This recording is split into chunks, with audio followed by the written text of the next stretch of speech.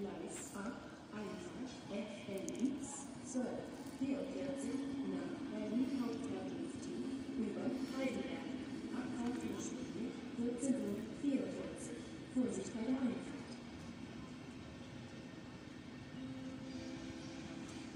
Information zu FLX 1244 nach Berlin Hauptbahnhof über Heidelberg. Abfahrt 14:44 Uhr. Heute ca. 80 Minuten später.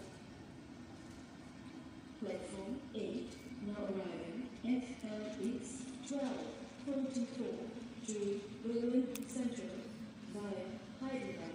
Scheduled departure 14:44. Caution, the train is arriving. Information on FLX 1244 to Berlin